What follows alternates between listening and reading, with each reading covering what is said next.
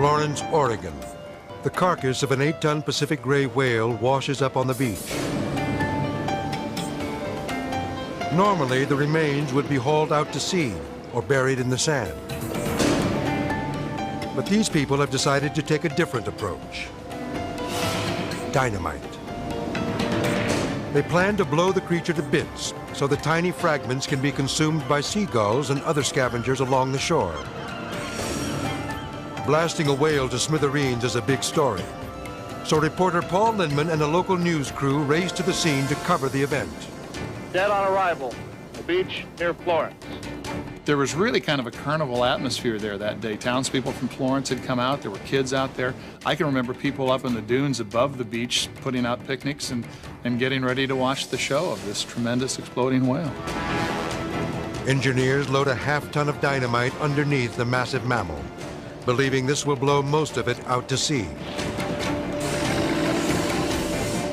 Moments before the detonation, Paul interviews George Thornton, the man behind the bizarre plan. Well, I'm confident that it'll work. The only thing is we're not sure just exactly how much explosives it'll take to disintegrate this thing.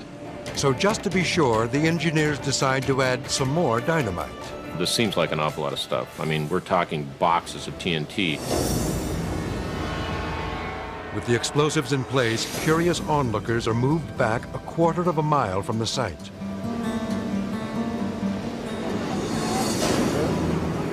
Then, the command to fire.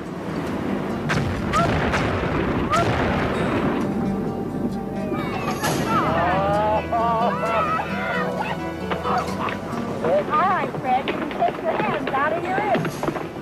Here comes pieces of mine. But excitement soon turns to terror as 200-pound chunks of whale meat plummet from the sky.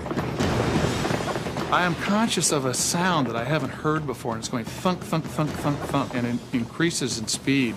And I realize the sound that I am hearing is pieces of blubber hitting the ground around me. We suddenly were scared. It changed from sort of a carnival atmosphere into one of, my gosh, this is panic.